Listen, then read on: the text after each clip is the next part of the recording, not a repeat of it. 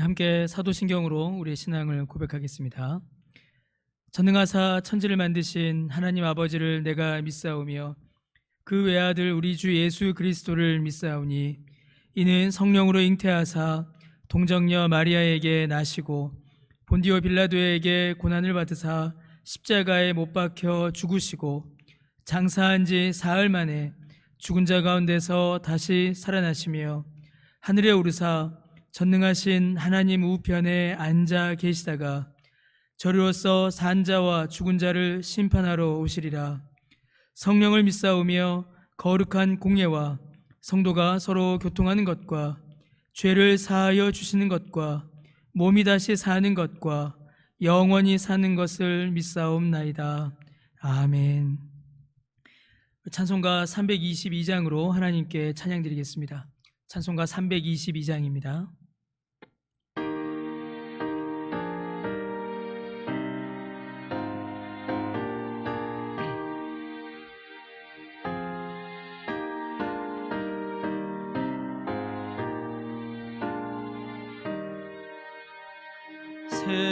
세상의 헛된 신을 버리고 하나님 이름 높여 기리세. 온 천하 백성 모두 나와서 다 같이 하나님만 기세. 세상의 헛된 우상 버리고 인간의 모든 부귀영화와 거짓과 불을 모두 버리고 온전히 하나님만 기세. 주님의 백성 서로 애하려 시기와 미움 아주 버리고 하나님만을 홀로 제물로 섬기는 천국을 어서 이루어 주소서. 아멘. 함께 기도드리겠습니다. 하나님, 은혜를 감사드립니다. 오늘도 우리에게 은혜를 베풀어 주셔서 주 앞에 찬송드리고 주께 기도드리고 주의 말씀을 듣게 하시니 참으로 감사드립니다. 세상의 모든 헛된 우상들을 버리고 하나님의 이름만을 높여 기리며 주님만 찬양하며 주께만 영광 올려드리며 살아가는 우리 모두가 되게 하여 주옵소서. 주님, 사랑하신 우리 강변의 모든 가족들을 기억하여 주시옵소서. 육체의 연약한 가운데 신음하고 있는 우리 모든 강변의 성도들 주님께서 기억하여 주옵시고 그 육체를 치료하사 회복의 은혜를 더하여 주옵소서. 마음에 근심하고 또 슬픔 가운데 있는 자들도 주님 기억하여 주셔서 그 마음에 위로하여 주옵시고 주님의 은혜를 베푸사 그 마음 가운데 세상이 줄 수 없는 소망과 기쁨을 누릴 수 있도록 주여 은혜를 내려 주옵소서. 하나님, 한국교회를 붙잡아 주시옵소서. 어려운 이때에 예수 그리스도의 말씀 위에 더욱더 견고히 서게 하여 주옵시고 주께 더욱더 간절히 기도함으로 말미암아 기도가 능력을 경험할, 교회가 능력을 경험할 수 있도록 은혜를 베풀어 주옵소서. 하나님, 이 시간 주님의 말씀을 듣고자 합니다. 우리에게 말씀하여 주옵시고 이 말씀을 통하여 우리를 향하신 주님의 뜻을 깨달아 알아 우리의 삶이 또한 우리의 믿음이 말씀 위에 더욱더 견고해지는 은혜를 우리에게 허락하여 주옵소서. 감사드리며 예수님의 이름으로 기도드립니다. 아멘. 우리 시간 함께 살펴보실 말씀은 누가복음 3장 1절에서 14절까지 말씀입니다. 누가복음 3장 1절에서 14절까지 말씀을 함께 보도록 하겠습니다. 제가 읽겠습니다. 디베리오 황제가 통치한 지 15해 곧 본디오 빌라도가 유대의 총독으로, 헤롯이 갈릴리의 분봉왕으로, 그 동생 빌립이 이두대와 드라고니 지방의 분봉왕으로, 루시니아가 아빌레네의 분봉왕으로, 안나스와 가야바가 대제사장으로 있을 때에 하나님의 말씀이 빈들에서 사가랴의 아들 요한에게 임한지라.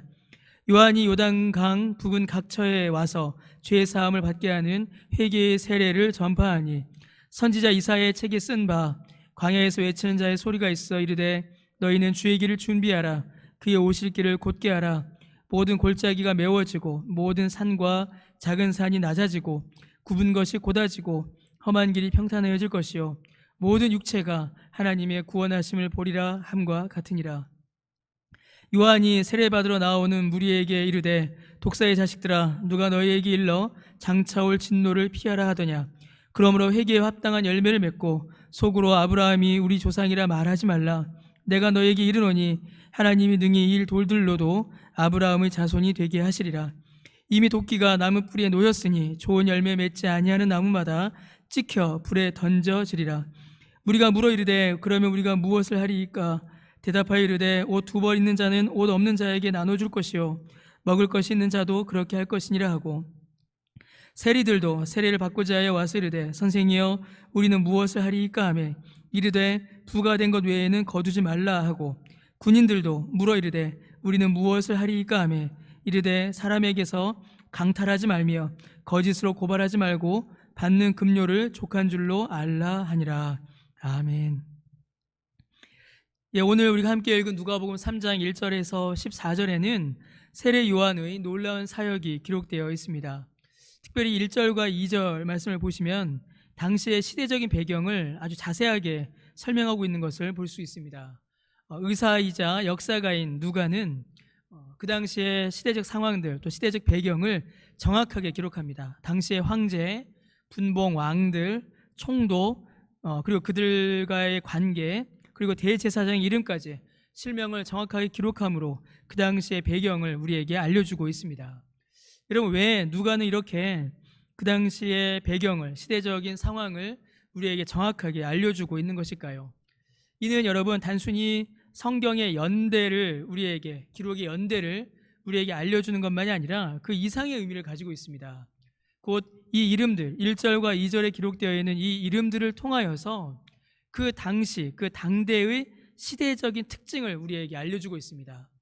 좀 더 나아가 세례 요한이 맞서 싸워야 하는 자들, 그리고 예수님께서 만나셔야 했던 자들, 더 나아가면 예수님의 제자들과 초대교회와 그리고 지금 우리가 만나야 할 세상, 우리가 맞서 싸워야 할 대상이 누구인지, 우리가 살아가는 이 시대의 특징이 무엇인지를 이 이름 하나하나를 통하여서 우리에게 알려주고 있습니다. 지금 이 순간, 이 시간에 이 이름들 하나하나를 그 역사적인 배경과 상황을 다 설명할 수는 없습니다. 그러나 여러분, 이 이름들이 가지는 시대적인 특징은 너무나도 암울합니다. 그들은 이스라엘의 지도자들이었습니다. 1절과 2절에 나온 자들은 황제였고 왕이었고 총독이었으며 대제사장이었습니다. 그들은 이스라엘의 정치, 종교, 경제, 사회를 지배하고 이끌고 있었던 그 당시의 지도자들이었고 리더들이었습니다. 그런데 그들이 그렇게 이끌고 가던 그 시대, 그 이스라엘은 정치도 종교도 사회도 모두 다 타락하고 무너져버려 소망과 기대를 찾기가 어려운 때였습니다. 황제도 있고 왕도 있습니다. 왕이 하나가 아니라 여럿이 있죠. 그러나 왕이 없는 시대였습니다. 대제사장이 있었습니다. 그러나 대제사장이 없는 시대였습니다. 왕은 많으나 어디에도 바른 통치는 나타나지 않았고, 종교 지도자들, 율법의 선생들이 곳곳에서 활동했지만 어디에도 하나님께 올려드리는 바른 예배가 드려지지 않았으며 하나님의 말씀이 바르게 교훈되지 않았습니다. 철저히 세상에 속한 시대였고, 철저히 하나님으로부터 멀어져가는 그런 시대였습니다. 너무나도 암울하고 소망 없는 시대였습니다. 세상 어디를 봐도 무엇 하나 기대할 수 없는 그런 시대, 그런 공간이 바로 1절과 2절에 기록된 이 사람들이 지배하던 이스라엘이었습니다. 여러분, 그런 암울한 시대 가운데 우리는 하나님의 역사를 발견하게 됩니다. 바로 그러한 시대 가운데에 하나님께서는 하나님의 역사를 이루어 가십니다. 하나님께서는 그 어둡고 암울한 시대 속에 하나님의 사람을 세우셨고, 그 하나님의 사람을 통하여 하나님의 말씀이 그 땅 가운데 선포되게 하셨습니다. 세례 요한이 바로 그렇게 부름받았습니다. 여러분, 세례 요한은 바로 그 하나님의 나팔이었습니다. 어둡고 무너져가고 소망 없는 그 시대 가운데에 하나님의 말씀을 선포하는 하나님의 나팔, 그 하나님의 나팔이 바로 세례 요한이었던 것입니다. 그리고 이제 우리가 하나님의 나팔로 부름받았습니다. 우리가 살아가고 있는 이 시대도 지금 누가복음 3장 1절과 2절에 나오는 시대만큼이나 어둡고 암울하고 소망을 찾기가 어려운 시대입니다. 여러분, 우리는 타락하고 썩어져 무너져가는 이 세대와 이 세상을 향하여 하나님의 말씀을 선포하는 하나님의 나팔이 우리는 되어야 합니다. 자, 그러면 여러분, 우리는 무엇을 선포해야 하겠습니까? 세례 요한이 선포한 것을 우리도 선포해야겠죠. 왜냐하면 하나님의 나팔이니 하나님의 뜻을 선포해야 하기 때문입니다. 여러분, 세례 요한은 두 가지를 선포합니다. 첫 번째로 그는 오실 메시아를 선포합니다. 그는 4절에서 6절 말씀을 보시면요, 예수님의 오실 길을 준비하는 사람입니다. 그는 이사야의 예언과 같이 오실 메시아, 곧 예수 그리스도의 오심을 준비하고 사람들에게 이를 선포합니다. 더하여 그는 예수님께서 그냥 오신다라는 것이 아니라 예수님께서 오셔서 행하실 일, 곧 예수님께서 행하실 그 심판과 예수님께서 이루실 그 구원을 사람들에게 선포하였습니다. 그는 예수님을 선포하는 하나님의 나팔이었습니다. 그러므로 우리도 세상을 향하여 예수님을 선포해야 합니다. 예수님의 그 구원과 예수님의 그 심판을 우리는 전해야 합니다. 두 번째로 그는 회개를 선포합니다. 썩어져가는 세상 속에서 하나님의 말씀은 회개를 불러일으킬 수밖에 없습니다. 죄를 싫어하시는 하나님의 뜻이며 죄를 심판하시는 하나님의 뜻이기에 하나님의 말씀은 회개를 불러일으킵니다. 여러분, 세례 요한은 유대인들의 잘못, 유대인들의 죄를 그대로 드러냅니다. 그들이 아무리 아브라함의 후손이라는 민족성에 의지하고 그것을 자랑한다 하여도 그리고 그들이 아무리 그들의 율법의 공로와 행위를 자랑한다 하여도 회개하지 않으면, 여전히 죄 가운데 있다면 그들은 심판을 받을 것입니다. 이스라엘 백성들이, 유대인들이 그렇게 자랑하는 아브라함의 자손이라는 조건은 하나님 앞에서는 아무것도 아니기 때문입니다. 그래서 세례 요한은 사람들의 죄를 지적하면서 좋은 열매를 맺지 않는 나무는 찍혀 불에 던지울 것이다 라는 무서운 심판의 말씀도 함께 전하고 있습니다. 요한이 전한 회개는 먼저는 죄를 드러내는 것이었고, 두 번째는 회개에 합당한 열매를 강조하는 것이었습니다. 세례 요한이 말한 회개는 단순히 죄를 지적하고 매섭게 비판하는 것으로 끝나지 않았습니다. 회개에 합당한 열매가 무엇인지를 사람들에게 알려주었고 그 열매 맺기를 촉구하였습니다. 여러분, 회개에 합당한 열매가 무엇이겠습니까? 바로 변화입니다. 바로 변화입니다. 여러분, 11절부터 그 내용들이 나타나죠. 자신을 자랑하던 유대인도, 오직 자신의 탐욕만을 위하여 살던 세리도, 이방인을 위하여 일하고 자기 백성들을 괴롭히던 군인도 그들의 삶을 변화시켜야 했습니다. 어떤 삶입니까? 이전에는 당연한 삶이었고, 이전에는 아무렇지도 않은 삶이었으나 세상에 속한 삶의 원리를 버리고 거룩한 삶의 모습으로 바꾸어가는 것입니다. 여러분, 11절 보십시오. 옷 두 벌 있는 자는 옷 없는 자에게 자에게 주고 먹을 것이 있는 자도 그렇게 하라라고 되어 있습니다. 당시에는 옷 두 벌이 있어야 했습니다. 여행을 할 때도 옷 두 벌을 챙겼는데요. 그런데 이 옷 한 벌을 다른 사람에게 주면 나는 이 옷 한 벌 갖고 살아야 하니 얼마나 힘듭니까? 그런데 세상의 원리는 옷 두 벌 있으면 옷 두 벌을 지켜라라고 하는데 그 옷을 주라라고 말씀하십니다. 먹을 것이 있으면 아끼고 아껴서 저장하여서 내가 먹어도 모자란데 먹을 것을 주라라고 하십니다. 세리들에게도 말씀하십니다. 부가한 것 외에는 거두지 말라라고 하십니다. 그 당시에는 세리가 돈을 더 거두는 것이 세리들도 당연하게 생각했고 그렇게 뺏기는 자들도 당연하게 생각했습니다. 그것이 로마의 원리였고 세상의 원리였기 때문이죠. 그런데 주님께서는 부가된 것 외에는 거두지 말라라고 말씀하십니다. 군인들은 로마를 위하여 일하던 사람들입니다. 그들은 로마를 위하여 일했기 때문에, 로마를 위해 일했기 때문에 이스라엘 백성들, 자기 동포들은 괴롭혔고 로마는 속였습니다. 받는 급료를 족할 줄 알라라고 말씀하시지 않습니까? 로마를 위하여 일하지만 그 급료에 족한 줄 모르고 오히려 원망하며 자기 동포들은 괴롭히고 로마를 향하여서 원망하던 자들이 그 당시 군인들입니다. 그런데 주님께서는 백성들을 사랑하고 로마에서 주는 급료에 만족한 줄 알라라고 말씀하십니다. 전부 무엇입니까? 이전까지 당연하게 생각하였던, 이전까지는 아무렇지도 않게 생각하였던 죄의 삶의 모습을 이제는 끊어내고 돌이켜 하나님께서 기뻐하시는 삶으로 그 삶을 변화시키라라는 것입니다. 여러분, 이게 회개입니다. 회개는 우리의 죄를 드러냅니다. 드러난 죄에 대해서 우리가 애통하죠.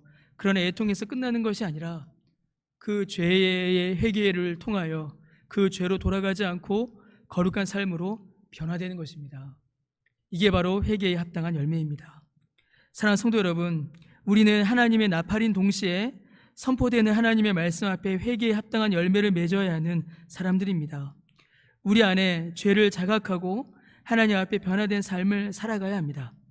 여러분, 그리고 이 모든 것이, 오늘 우리가 살펴본 이 모든 것이 예수 그리스도께서 우리 안에 행하실 은혜의 역사입니다. 우리가 예수님을 믿을 때에 그 믿음이 우리의 삶 안에서 일으키는 놀라운 은혜의 역사인 것입니다. 그래서 세례 요한은 지금 예수님의 오심을 외치고 예수님의 구원과 심판을 외치고 예수님께서 우리 안에 맺게 하실 그 열매, 그 은혜의 열매가 무엇인지도 또한 선포하고 알려주고 있는 것입니다. 사랑하는 성도 여러분, 우리는 그 은혜 가운데 열매를 맺고 또 우리가 받은 은혜를 선포하며 그 은혜 가운데 나아가야 합니다. 그것이 예수님을 믿는 신자의 삶입니다. 그 은혜를 누리시며 또 그 영광 가운데 거하시는 저 여러분 우리 모두 되시기를 주님의 이름으로 간절히 축복합니다. 함께 기도드리겠습니다. 주님, 참으로 어렵고 어둡고 암울한 이때에 우리를 부르셨사오니 우리의 입술에 맡기신 하나님의 말씀을 이 땅 가운데 선포하며 예수 그리스도를 증거하며 회개에 합당한 열매를 맺어 하나님께 올려드리는 우리 모두가 될 수 있도록 주여 은혜를 베풀어 주옵소서. 감사드리며 예수님의 이름으로 기도드립니다. 아멘.